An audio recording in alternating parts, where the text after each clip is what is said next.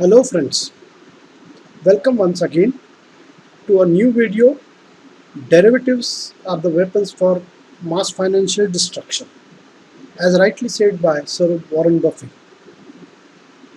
Destruction, weapons, these are not words we hear usually in the finance.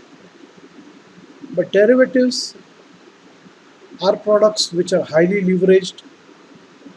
People don't understand why their wealth gets destroyed in derivatives. I like to throw some highlight on this topic. First is the purpose for introduction of derivatives. Derivatives were never a speculation product.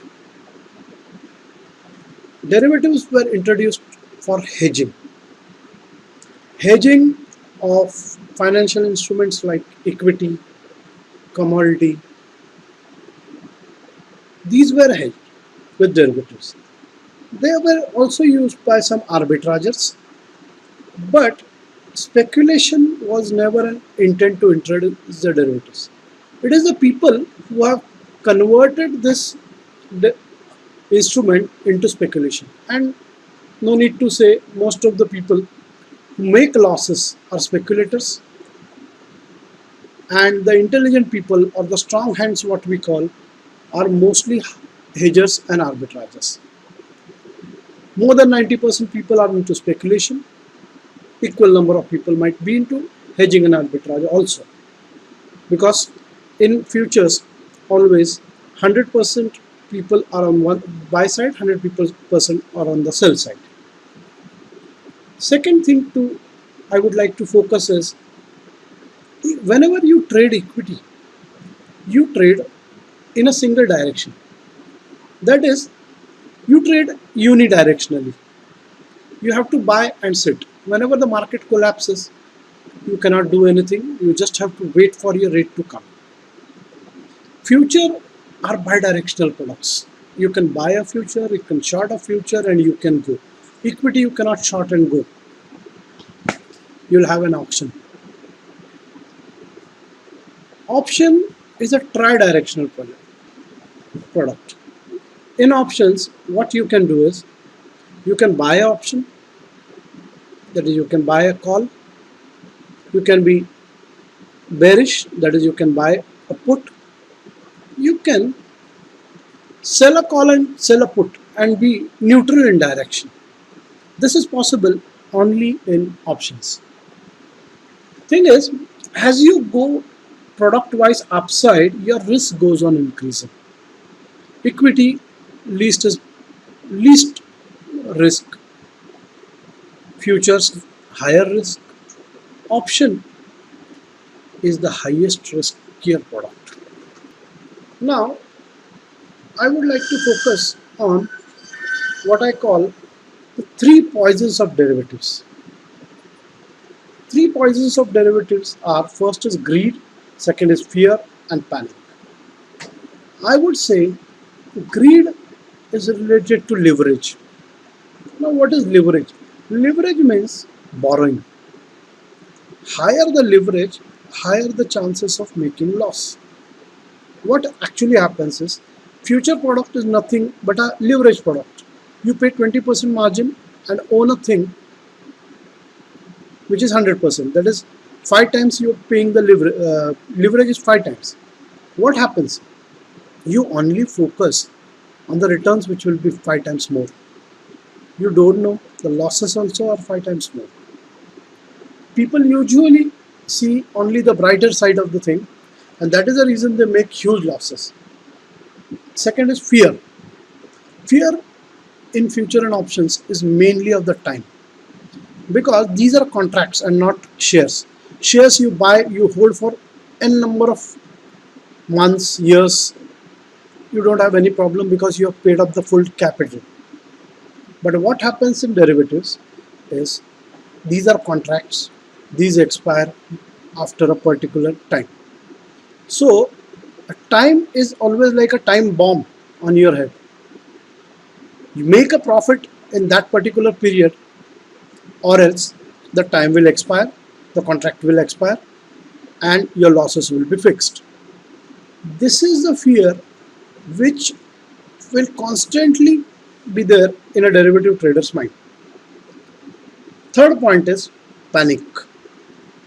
Panic in a derivative trader is always seen when his position is in loss and the close of the day is approaching. That is because of the margin shortfalls. Margin shortfalls are nothing but the M2M margin which he has to pay. We'll see one by one these points. Leverage. Now leverage is nothing but greed.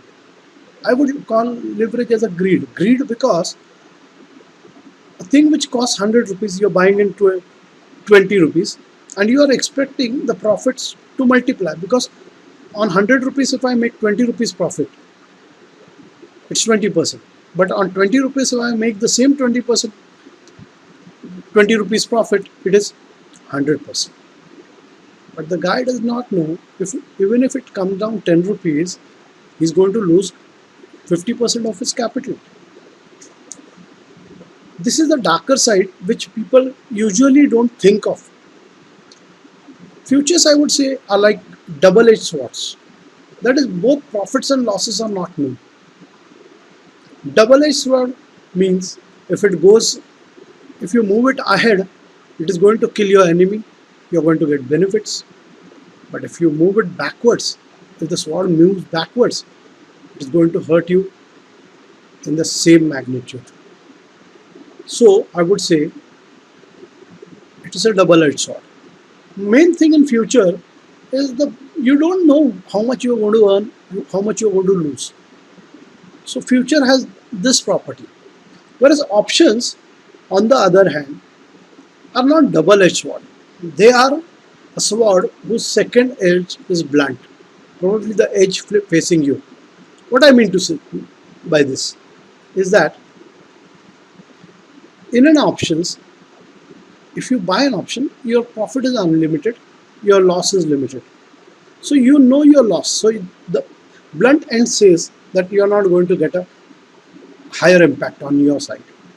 You will get some impact, that is, you will lose some money, but you know what you are going to lose. That is, I say that in options, the losses are known beforehand if you are a buyer. If you are a writer, you know your profits. You don't know your losses. So this is what I mean to say. Then fear. Fear, there is always a fear. Fear of extra funds to be needed. You don't have money, you have less money. That is the reason you go for futures or options, or else you would have bought equity. So always when a stock falls, you have a fear that extra money might be needed. Thing is, equity, you have no fear, because you have paid up all your money. The only thing is, if the stock does not move for 6, 7, 8 months, you are going to lose the interest. But in futures, since it is a leveraged instrument, you borrowed more, say 80% money you have borrowed, 20% you have invested, and if the stock does not move in your direction, you will lose on both capital and the interest also. How? I'll explain you. Say if a future is bought and it comes down, you will have to bring additional margin. You will have to bring additional margin in the evening.